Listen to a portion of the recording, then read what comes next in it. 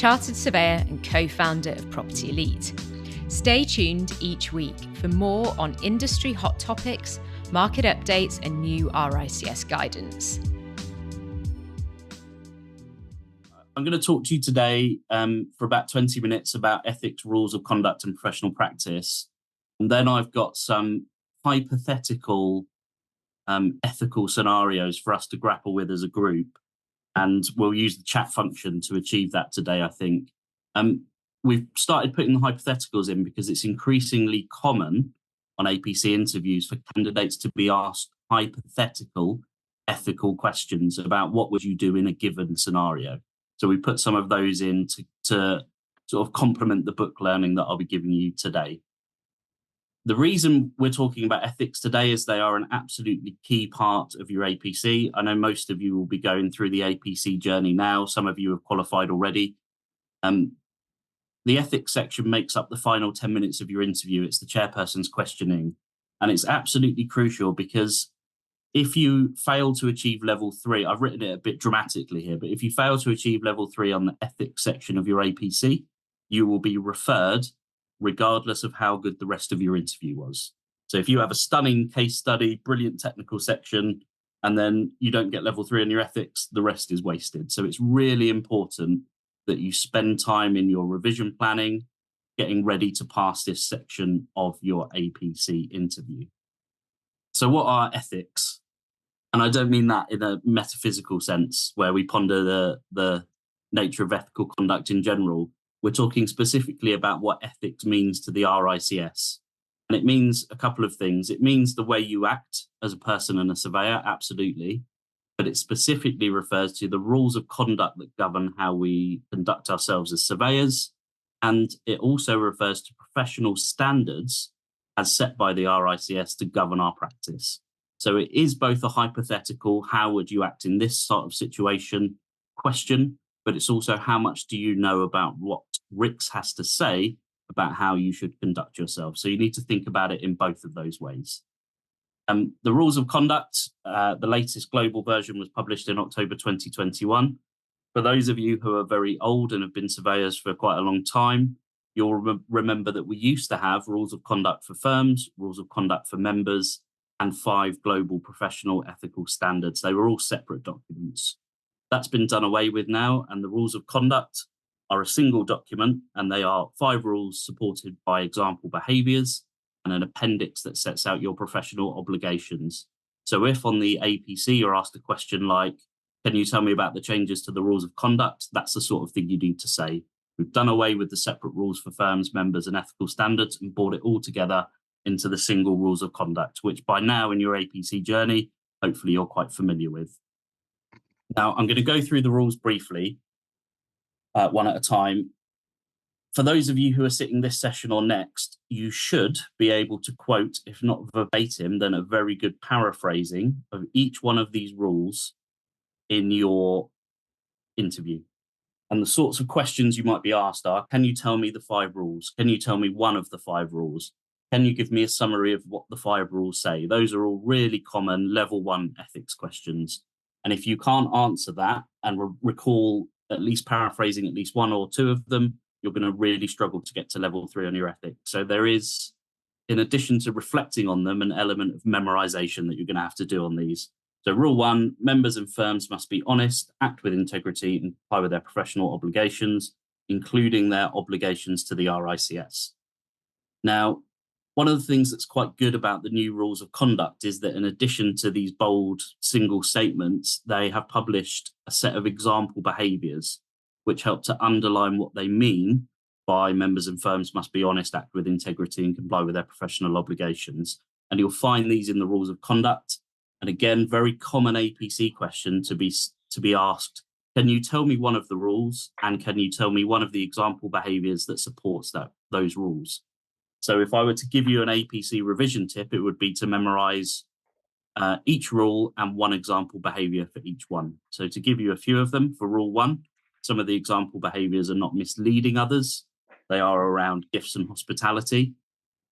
If any of you haven't submitted yet and you're still writing your summary of experience, please, please, please do not put an example at level 2 ethics of how you were offered a gift by a contractor and you turned it down.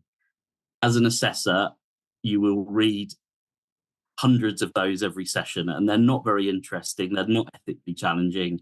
And all they are a sign of is that you can comply with your company's gifts policy. So please try to think more deeply.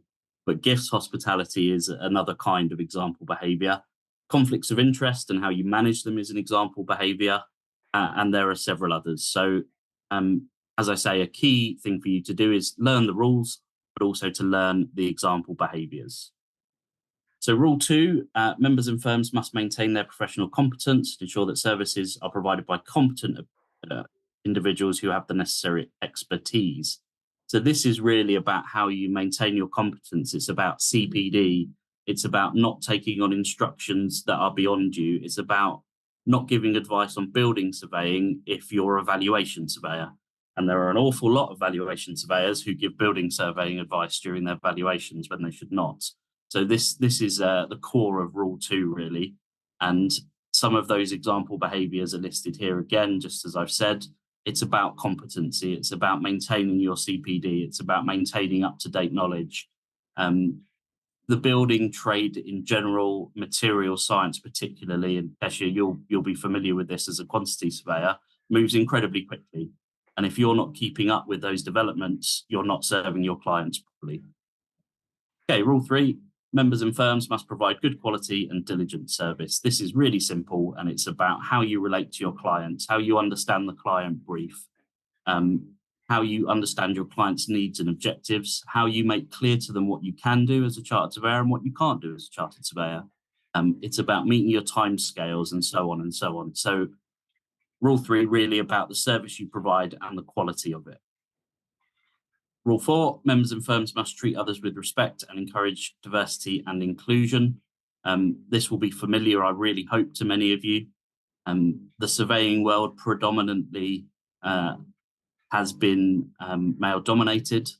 It's been particularly older male-dominated, and one of the missions, I think, is fair to say, of Matrix is to bring change to that, isn't it, Keisha? It's really to change how surveying works. And so lots of this is about how you respect others and don't discriminate, bullying, victim harassment, but it's also about legislative things as well, like modern slavery statements and how you're controlling your supply chain to make sure there are no issues coming in around that. And finally, members and firms must act in the public interest, take responsibility for their actions, and act to prevent harm and maintain public confidence in the profession. This is a very broad rule and is probably one of the more challenging one because it brings the question out, what is the public interest? So if you're, for example, representing a developer who is planning to pave over school playing fields to build houses, is that in the public interest? Perhaps, perhaps not. Is it in the public interest for that developer to have proper representation from a chartered surveyor? Probably. There are a lot of ethical grey areas in this rule. And what the panels will be expecting at level 3 in ethics is for you to be able to clearly demonstrate how you grapple with those issues. So that's rule 5.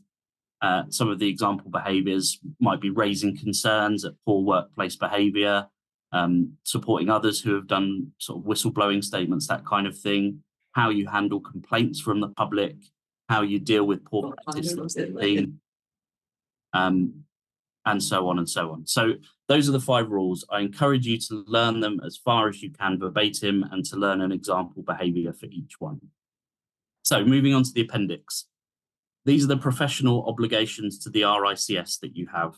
I'm not going to go through them all, but I'm going to pick out a couple that are hot topics for an APC interview at the moment.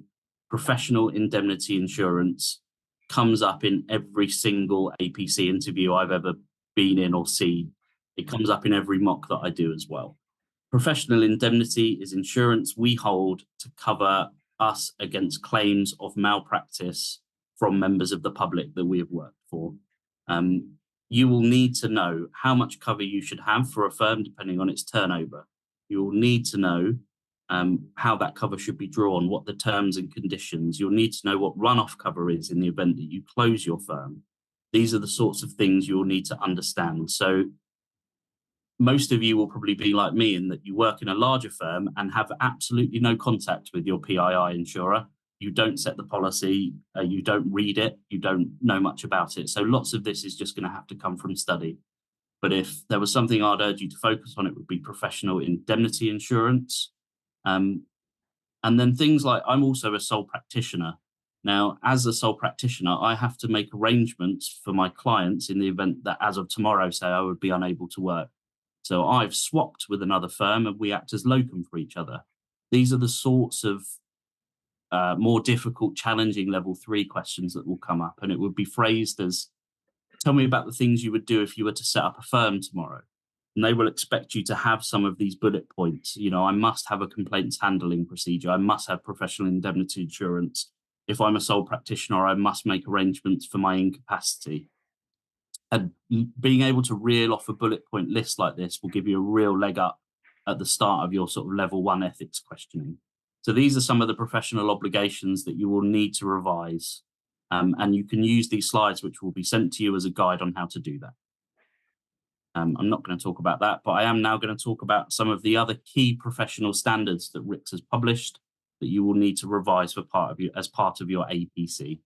So the first one is the conflicts of interest professional standard. This covers the sorts of conflicts that arise and how to manage them if you choose to accept an instruction where there is a conflict of interest.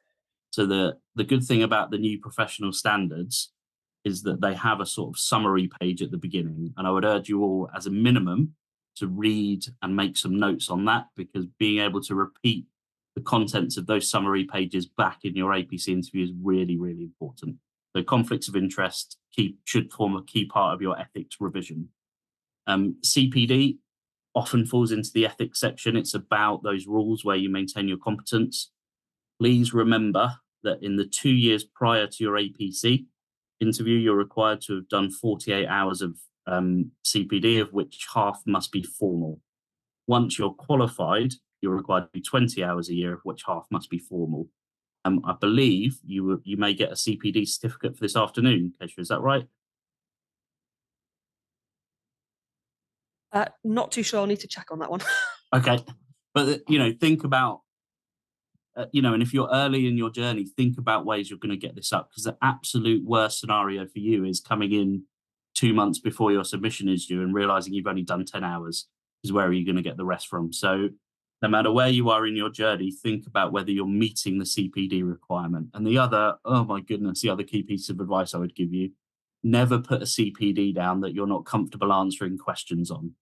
Because I've had some nightmare interviews where I have gone to a candidate, oh, you did a CPD for 2 hours here about brick slips, tell me what you learned. And it turns out they hadn't been on it at all. And that is a surefire way to end up with a referral. So absolutely don't do that. Mark, we've had a question on that one. I hope you don't mind if I just jump in with them. No, please do. From Hannah, do we require a certificate for it to be formal or just to record the learning outcomes? I have never seen anybody have a CPD audit from the RICS, but there is the possibility that you will eventually one day be audited on your CPD referrals. You do not need a certificate for your formal CPD because not every provider offers it. But what you definitely do need is the ability, if you were audited, to answer questions about what happened, perhaps provide a copy of your diary that shows the entry that you went on it, any materials you got from it. But because not everybody issues a certificate, it wouldn't be fair to make that a requirement of recording formal CPD note. Thank you for the question, though. If there are any more questions, please just drop them in the chat. And if you could shout to me, because I can't see the chat, unfortunately. Yeah, so not a problem. I thought so. No worries. So next key revision topic, complaints handling. Your firm must have a complaints handling procedure and a complaints handling officer. If your firm is one person, like my small firm, then I'm all of those things. But RICS requires that. It requires you to have a mechanism for redress where customers are dissatisfied.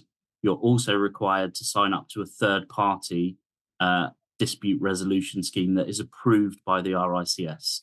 So for many of you, you won't deal with compliance, so you won't have any knowledge of this. You will have to just learn what the rules of conduct say about it. I've talked about professional indemnity insurance.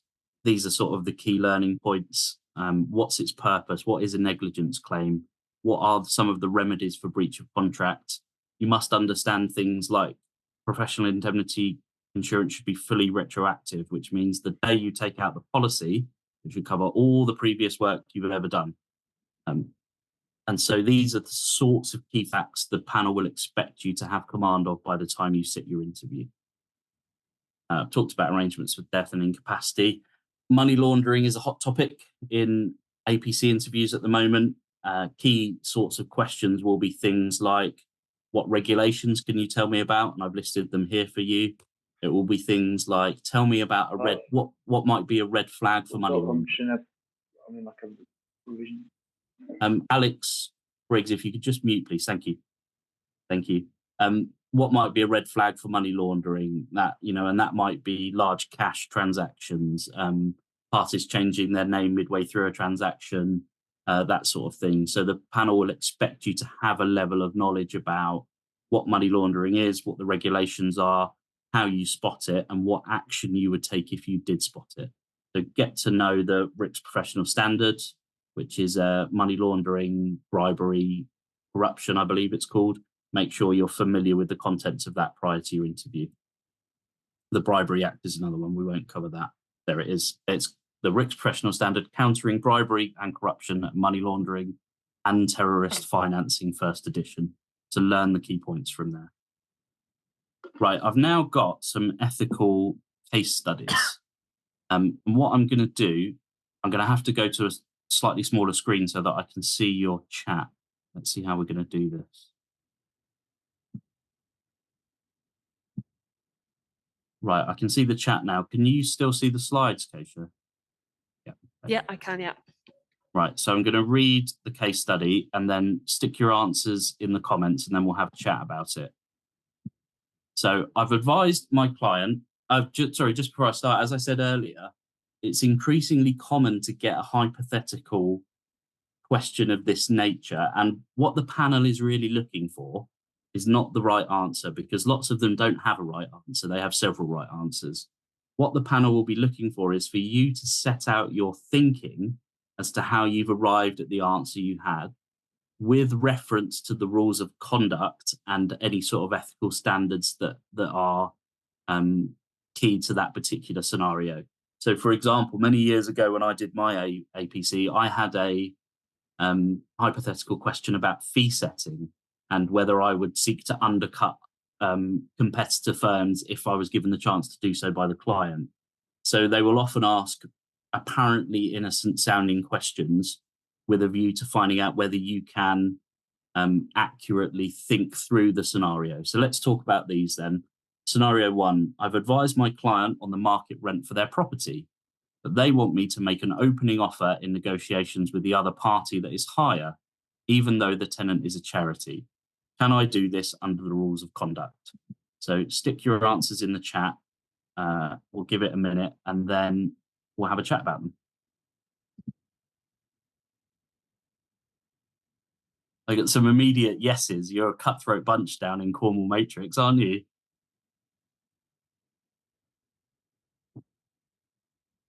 Try to give some thought to how and why, as well as just whether you can or not.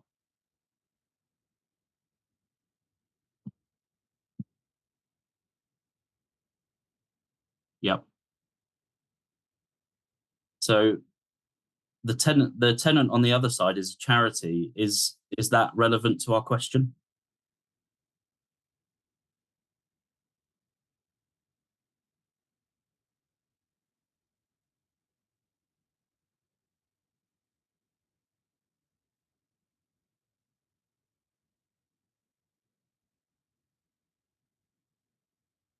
Okay, thanks. We'll stop it there. I've got some answers, and you're all unanimous that you can make an answer, that you can make an offer that's higher.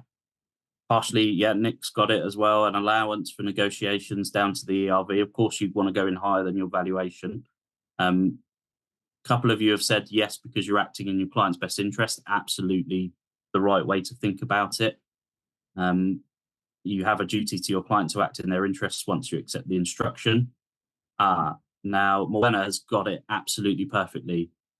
In the event that the other side is unrepresented, you should think about making sure that you recommend that they seek their own advice. If you do that, record it in writing, and then they choose not to, that's their problem. You've made the offer. So very good point there. Let's see what else we've got. Yeah, think of it. Yeah, so in terms of the charity point, a few of you have said a sort of, what if this was made public? It's right to think about that, but the fact that the other side is a charity is probably a bit of a red herring, and it's the sort of thing an assessor would do to catch you out a bit. Your job here is to represent your client fairly within the rules of conduct. So you can make a higher offer, absolutely. What you can't do is bully or mislead the tenant. You can't say, well, you haven't got a surveyor and I'm a surveyor and I know what this is worth, so this is what we're going to agree at. That would be bullying, that would be misleading. What you absolutely should do is recommend that they seek their own representation. Beyond that, as long as you don't mislead them, you're free to do whatever you want. We live and work as surveyors in a commercial world, and obtaining the best commercial outcome for our client is one of our duties. Now, you might want to say to your client, well, I could go in higher, but please remember that your reputation is here as well. This is a charity. Do you want to think about the wider public benefit? You could give that advice to your client, but you're not required to. So I think broadly you've got to the right answer. And I love the commercial acumen of the people who were just straight in with yes. Absolutely love it. Right, let's move on to scenario 2. What I've done, and you'll get a copy of these, is for each one, I've given you some of the example rules and behaviours. And in the comments section, I've given you a sort of model answer that will hopefully help you with your revision. Scenario 2. Do I have to refuse to act for a developer seeking to build where the local community objects to the project because I need to act in the public interest? Let's have a minute for you to come up with some answers on this one.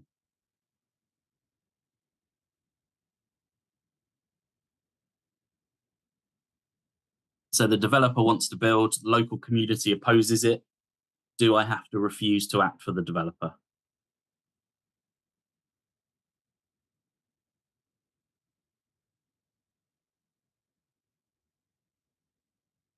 Let's think about how would we balance the public interest point here? Because is the public interest served best by the developer being represented and a proper consultation taking place, or is the public interest served by not developing where the local community is opposed to it?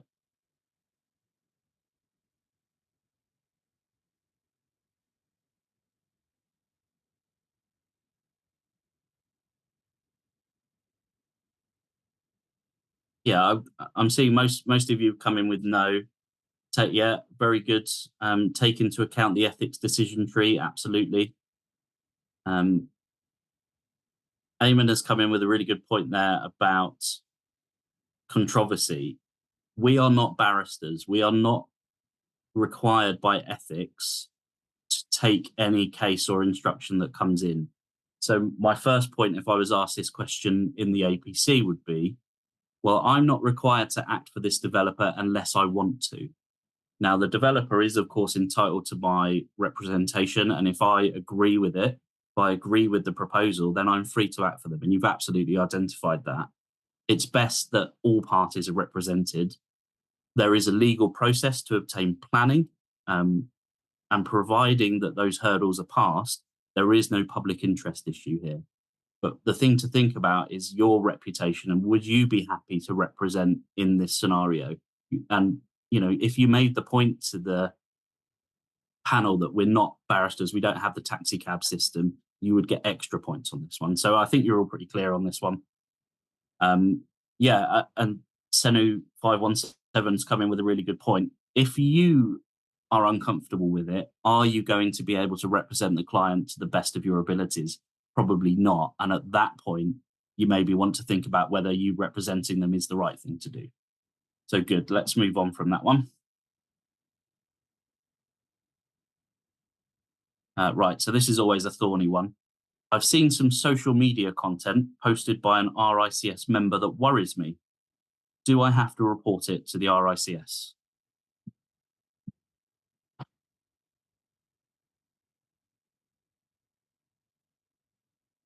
So we're not saying what the content is, but you've seen something that has made you personally worried.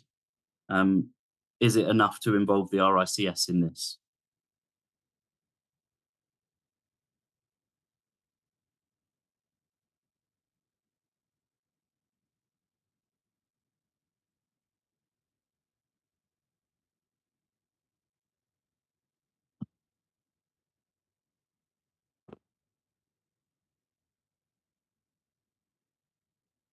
Good, some good points coming through again.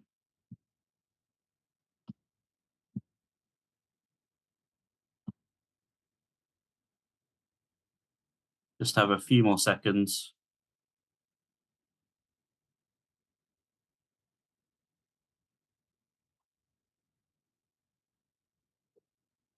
Right, let's see what you've got to say about this one. Okay, I think I agree that this is borderline. This is an iffy one, I think, as someone has said in the chat. What's the nature of the content? We don't know that. And it would be common in the APC, if this question was asked, for them not to tell you what the content was, but instead to leave it to your imagination. And diving off down the route of, yes, I would definitely, or no, I wouldn't, they're asking you to think a bit more deeply. So the nature of the content is absolutely crucial. You could approach them about it in person. I think that would absolutely be the right thing to do, depending on the nature of the content, and just say, look, I don't know what you meant by this, probably best not to put on social media and so on. There's a good point in the comments about us holding each other to account. You know, organizations like Matrix within the RICS are run by members and for members.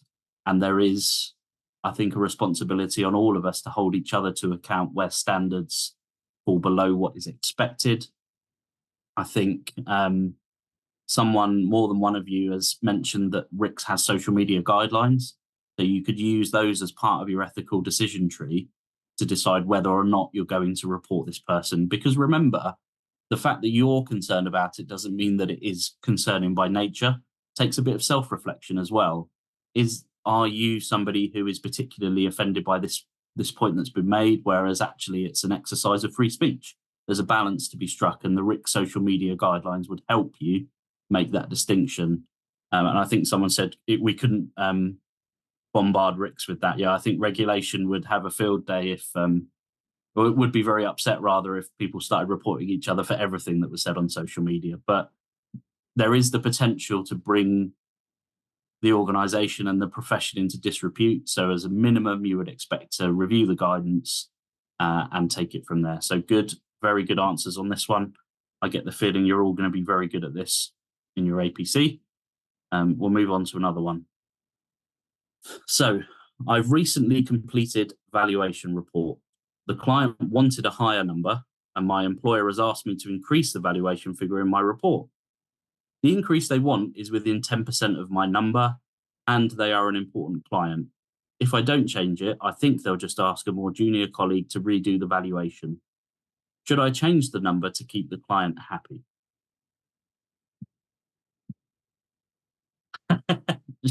Jackie, no way, Jose, like it. No, good. They are an important client though. You know how tempting those fees can be.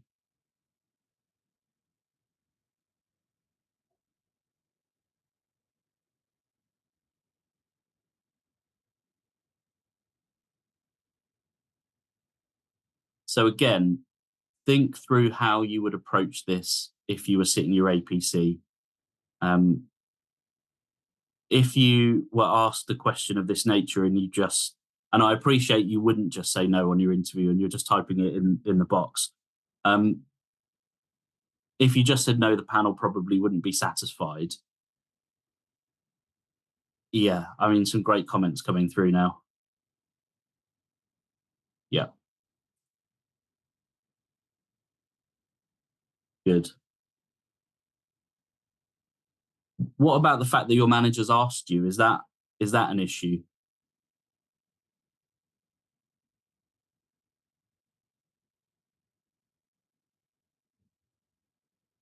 Right, let's have a look. So we've got lots of no's, and everyone who said no, absolutely right. Absolutely right. Liam and a few others have come up with a good point that if there is further comparable evidence, you're open to considering it. You know, I'm a valuer myself, and we always say, as a bit of a get-out clause, valuation is an art and not a science. And that is because so much of it is about your judgment of the evidence in front of you. And if the client or your manager can produce further evidence that convinces you, then absolutely you could consider changing it. But if your evidence is solid, then no, it's not to be changed. Good point. L sellers, just you could meet with the client and talk through why you've come to the judgment you have. That would absolutely be the right thing to do. You are bound by the rules of conduct, and so are other members. There's a really interesting point here where there's a feel that the firm will push for a more junior colleague who might be intimidated to do this, and that's absolutely not okay. And somebody in the chat, who is it? Esme has mentioned the whistleblowing procedure, and that's absolutely the sort of thing I'd be thinking about if this came up at work. You know, pressuring a junior colleague to change a valuation is pretty serious misconduct, I would say, and is worthy of whistleblowing. I don't know if any of you are valuers and are familiar with it, but recently a number of firms got into trouble over their retail valuations for investment purposes. A number of large retail funds had a very close relationship with some firms and were putting pressure on those firms to make sure the valuation stayed artificially high in order to avoid those funds breaching banking and loan covenants. And there was a RICS review of retail valuations carried out for that basis. So this is still quite a hot topic. And if any of you are taking valuation to level 3, a question of this nature would not be unusual. Good, but very good answers. And you've done some good thinking about it there. So let's move on. Right, my firm has information about a property that is confidential to client A, but would be relevant to the valuation of a property for client B. Can I use this information without breaching confidentiality? So I've got some great data that supports my valuation, but it's confidential. What should I do?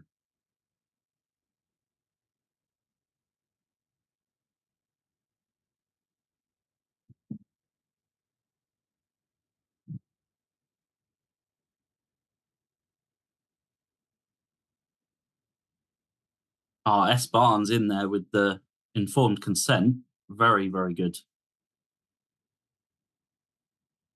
Yeah, I mean, the default position, Jackie, you're absolutely right. You cannot use it. You cannot use it without informed consent. Spot on. Yeah, Liz is right to say a potential conflict of interest arises. You know, the crucial thing for this one that you've all correctly identified is, why not just ask client A if you can use their information? You could say to them, look, this is confidential, but I'd like to use it for evaluation. Is that possible? You know, that's the easy way out. If they say no, we don't want our involvement disclosed, is there something else you could do?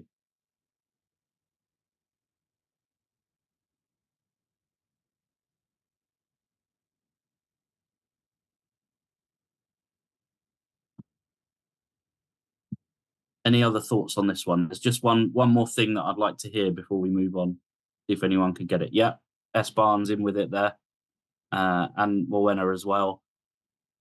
Is there an opportunity to make the data anonymous? So it's very common in valuation reports to have comps just referred to as property A, property B, property X, whatever.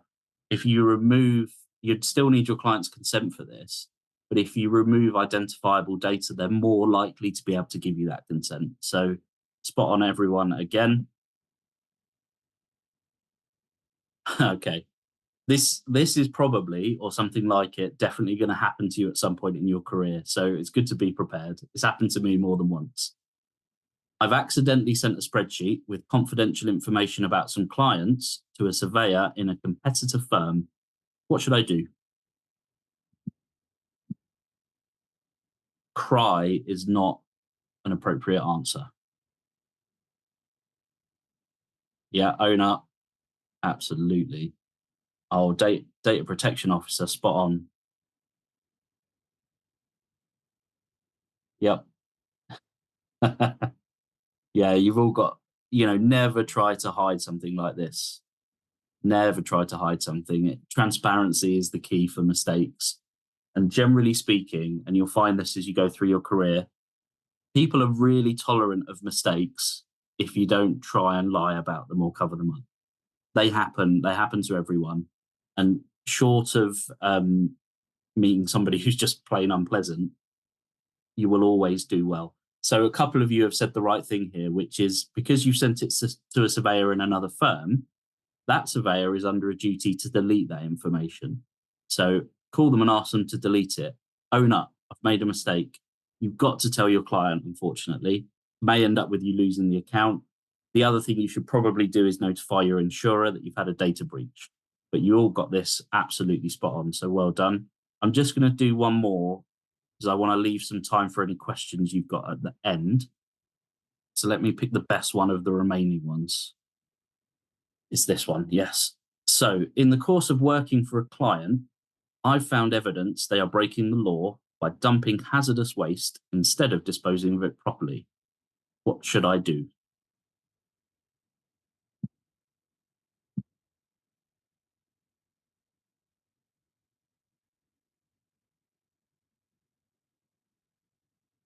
Okay, yeah.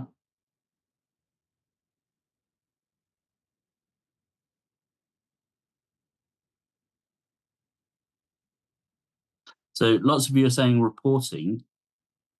By reporting it, you're potentially breaching confidentiality with your client, which may be a breach of contract with them. How would you handle that additional complication?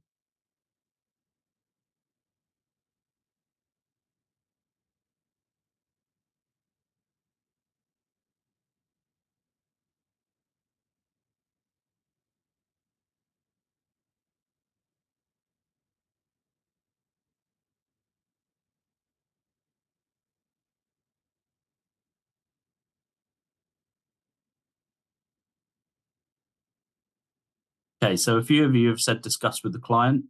That is absolutely a valid way of doing it. It could be that the client doesn't know that they're doing something wrong. They might be genuinely unaware of the law. Now, that isn't an excuse, and actually dumping hazardous waste is what we call a strict liability offence. So a lack of guilty mind is not necessary to make out the offence. But you could start by challenging them. That would be a valid answer to this question. Going straight to the police and reporting them, or the EA in this case, would also be a valid answer to this question. And that's the message I'm trying to get through to all of you when you sit in your APC and have questions like this. There are lots of valid answers. It's important to explain how you got to them. On the confidentiality point, Liz has just said, because they've broken the law, surely that would override confidentiality. Yes, I think it would as well. But what I would be absolutely clear that I had done is documented in detail how I had arrived at the decision to effectively breach my contract with that client by breaking confidentiality with them. Now, it's likely that your terms of engagement, if you're using RICS standard ones, will include some provision about notifying authorities in the case of a breach of law anyway. But even if they don't, you'll have a pretty good defense to a claim that you've breached your contract if you detail out in writing why you've arrived at the decision to report them directly to the Environment Agency. So very good. And Liam's got it absolutely right. There's a massive public interest and reputational risk to not doing anything about it. So distance yourself from the client. Approach the client. If they're not willing to change their behavior, distance yourself from them and report them to the authorities. But think about, whenever you're answering these, the reasons why and the sorts of thinking you're going to give to the panel. So I've got a couple more of these, but I'll just make sure they're on the slide so you can read through them in your own time. I'll just use the sort of last 10 minutes for any questions that you've got. Either unmute and ask away or pop them in the chat and I'll be happy to answer them.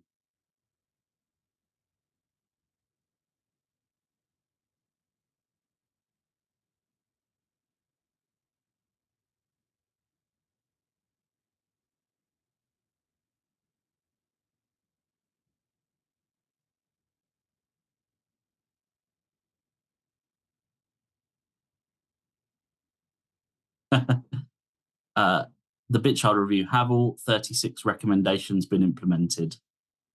No, is the short answer. They should have been, but they haven't yet. I think what I will do, we have done at Property Elite a really good 10 or 12-minute video about the Bishard review. I'll ask Jen to circulate that to you all with the slides, but the short answer is no, Liam, they haven't.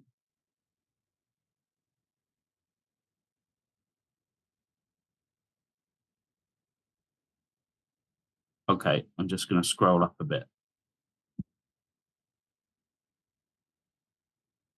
Wenner has asked, do you think the latest documents on Grenfell will be a hot topic for those on the commercial pathway? I'm not assessing this session, so I can't answer that, except to say I would absolutely expect a candidate in front of me on a commercial pathway or a residential pathway to have at least a passing knowledge of the key recommendations that have come out of the Grenfell inquiry. I would expect them to be able to talk confidently about some of the moral implications of the Grenfell inquiry as well, and how we should all be changing our practice to come out of that. So things like the high-rise regulator, I would expect them to answer questions on. Things about what went wrong, things about the role of the principal designer, because one of the most shocking things that came out was really the view of how little control the principal designer had over the whole design process. So yes, I would expect a candidate to be engaged with the outcome of the Grenfell inquiry, definitely, Moana. Thank you for the question. Jackie Allen has asked, sorry, I'm struggling just to control the slider on the chat. 1 second.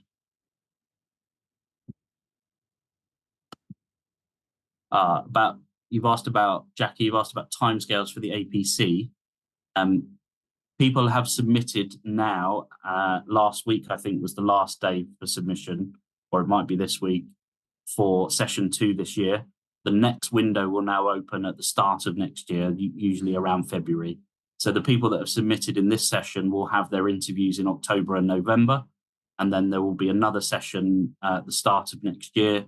People will submit around February and have their interviews around April time, and that pattern repeats every year. So I hope that covers your question, Jackie. Selazel, how much detail do we need to know about case law legislation for the APC interview? Depends entirely on your pathway and the competencies you've chosen. So I'll give you an example. If you are a commercial property candidate taking landlord and tenant to level 3, I would expect you to have an in-depth knowledge of case law and legislation relevant to understanding, say, the difference between a lease and a license. I'd expect you to know Street v. Mountford. I'd expect you to know the Landlord and Tenant Act 1954, the Landlord and Tenant Covenants Act 1995. So the unfortunate answer is it depends, but on your competencies, that's where you get into whether you need to know it. So building pathology, for example, I'd expect you to know a lot less case law and legislation. Something like contract management under the quantity surveying pathway, I'd expect you to know a lot more. So it really depends on your pathway, I'm afraid. I can't give you a clear answer on that one. Right, Senu 517. I'm lucky enough that I have not had much experience of ethical issues in my work to date. Do you have any advice for a level 3 summary of experience? Okay. So the thing to remember about ethics is it's not just about ethical dilemmas that have arisen at work. It can be things as simple as providing a high standard of service. Providing a high standard of service is one of the 5 rules. So if you have an example where you've gone over and above for a client, or on the flip side, you've had a difficult client who was too demanding on timescales and you had to negotiate new timescales with them, that is absolutely suitable as an ethical example at level 2 or 3. So try not to think about it as, purely those ethical dilemmas that we've gone through in the scenarios. Think about the 5 rules and where you might be able to provide examples that you meet each one. Hopefully that answers your question there. Think about the rules holistically, not just in the sense of ethical dilemmas, yeah? Good. Esme has asked a question about hot topic session. I think that's probably one for you, Keisha, not me. Yeah, this one was organised as a ethics and hot topics. Obviously, the sort of presentation that came out was more heavily on the ethics side. So I guess apologies if we've gone too heavy on that. I mean, is there anything on hot topics, Mark, that you're able to sort of? I appreciate you said you're not assessing this time, but is there anything you can expand on or anything? Yeah, so some key things. Grenfell, absolutely. Asbestos. The number of candidates who come through who don't know about the control of asbestos regulations 2012, who don't know about where they would find asbestos and don't know about how to manage it is unbelievable. So absolutely work that into your revision. Bitchard, we've already talked about Bitchard review. That's a hot topic and will be at every one for the next few sessions. If any of you are valuation candidates, then the RICS review of investment valuations is absolutely a hot topic. I think we probably have a presentation on it. And what I'll do is ask Jen to send that to you as well. And then at least people have got some notes that they can go through. And hopefully, maybe we can come back and see you again and do more of a hot topic session. Yeah? Right. Hasib Din has asked, so if you've just started the APC process, what are the best resources available to further develop your understanding of the ethics competency? So the best place to go is the Property Elite website, and you don't have to sign up for anything for free. We have got a number of blogs and revision guides that anybody who is a candidate can access, and that includes a half-hour video blog by Jen Lemon about the ethics competency. So I would advise you all to get on that website and access the free materials and the blog that are on there, and that would be a great place to start. The other obvious thing to do is RICS has the 2-hour professionalism module, which you must pass prior to sitting your APC. And actually that is really good and it's free. So you can do it more than once as part of your study. So I would say do that early on and then maybe do it again later, and it will give you some really good revision hints. So that's what I would do, Hasib. Thanks for listening to the Property Elite podcast this week. Head to our website to check out our full blog, free and paid support resources and services, free consultation for every single RICS APC and AssocRICS candidate, and also ask us any questions you have via the website chat blog. See you next week.